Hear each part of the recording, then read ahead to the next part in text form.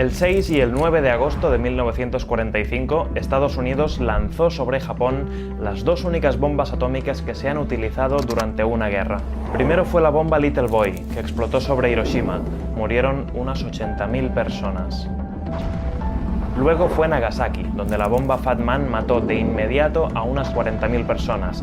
¿Cómo eran estas bombas y por qué fueron tan devastadoras? En 1945, las únicas bombas nucleares que han sido utilizadas en una guerra acabaron con la vida de más de 120.000 personas en cuestión de minutos. Sin embargo, las bombas nucleares de hoy en día son mucho más sofisticadas y peligrosas. La cadena de noticias BBC realizó un reportaje en el que nos revela todos los detalles de las nuevas bombas nucleares con las que cuentan los ejércitos más poderosos del mundo. El 6 y el 9 de agosto de 1945, Estados Unidos lanzó sobre Japón las dos únicas bombas atómicas que se han utilizado durante una guerra. Primero fue la bomba Little Boy, que explotó sobre Hiroshima. Murieron unas 80.000 personas. Luego fue Nagasaki, donde la bomba Fat Man mató de inmediato a unas 40.000 personas. ¿Cómo eran estas bombas y por qué fueron tan devastadoras? Para entenderlo, debemos recordar cómo funciona un átomo. Un átomo está formado por neutrones, protones y electrones.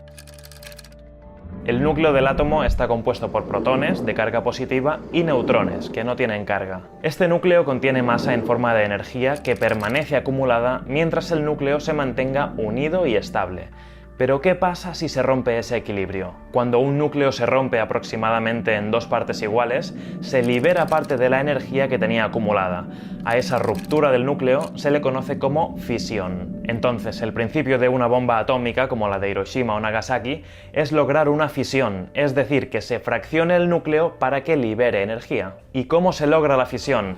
Lanzando un neutrón contra un núcleo. Ojo, no todos los núcleos tienen las mismas probabilidades de fisión. Unos son más fisionables que otros, como por ejemplo los del uranio 235. Pero lo que hace que las bombas nucleares sean tan poderosas es la fisión en cadena.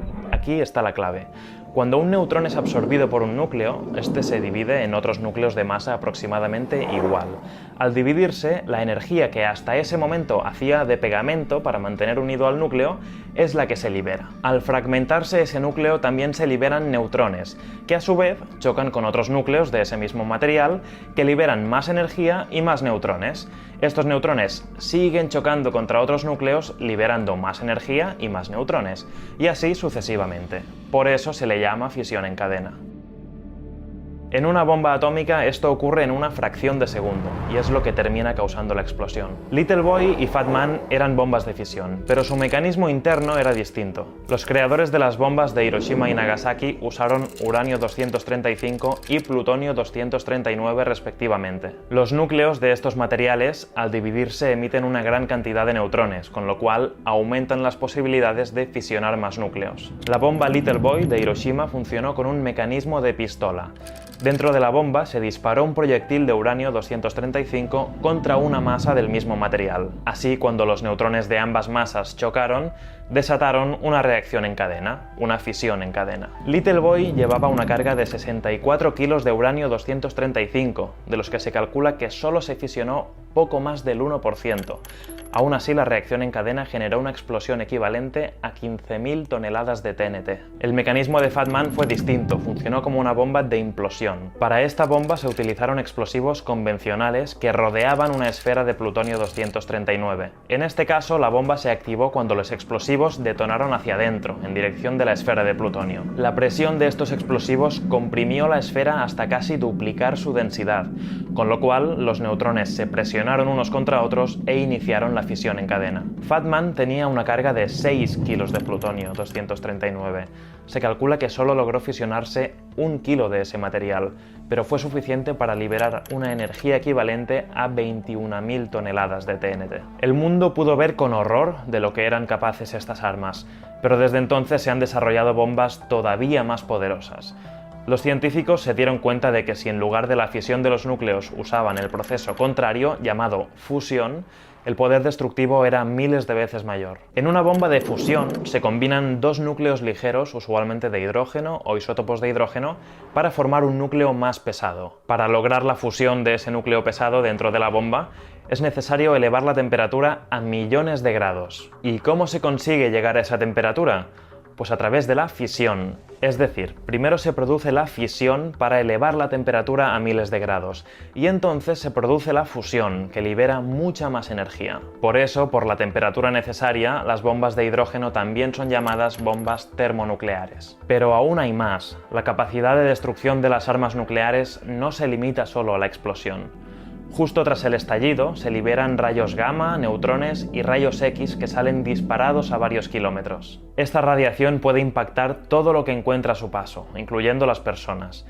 En ese caso, puede destruir las células del cuerpo o alterar la forma en que se comportan. Por eso, los efectos de la radiación causada por una bomba nuclear se sienten a corto y a largo plazo. En Hiroshima y Nagasaki, quienes sobrevivieron a las explosiones sufrieron quemaduras que les arrancaron la piel y los tejidos. La exposición a la radiación les causó náuseas, vómitos, sangrado y la caída del pelo, y con el tiempo algunas personas desarrollaron cataratas y tumores malignos. En los 5 años posteriores a los ataques, entre los habitantes de Hiroshima y Nagasaki aumentaron drásticamente los casos de leucemia. Y 10 años después de los bombardeos, muchos sobrevivientes desarrollaron cáncer de tiroides, de seno y de pulmón a una tasa superior a la normal. Desde los ataques de Hiroshima y Nagasaki, ningún país ha utilizado una bomba nuclear en una confrontación.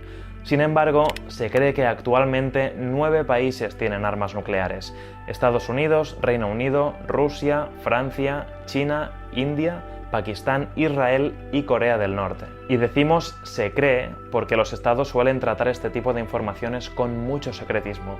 Se estima que el número de armas nucleares que existen hoy en día en todo el mundo asciende a 14.000. Los científicos han calculado que si todo este arsenal nuclear estallase junto, mataría a millones de personas en cuestión de horas. Y aunque no destruiría por completo el planeta, provocaría un cráter de 10 kilómetros de diámetro. Además, inutilizaría los sistemas eléctricos de todo el mundo y la cantidad de residuos vertidos en la atmósfera causaría un llamado invierno nuclear, porque impediría la llegada de los rayos de sol a la Tierra. La buena noticia es que hay muchísimas menos armas nucleares ahora de las que había hace unos años. Las 14.000 que hay hoy en día quedan lejos de las 70.000 que se calcula que había en el año 1986. Si quieres ver más videos como este, visita a BBC News Mundo en todas sus redes sociales. Y no olvides compartir este video con todos tus amigos y familiares. Yo soy David Quintero y nos vemos a la próxima.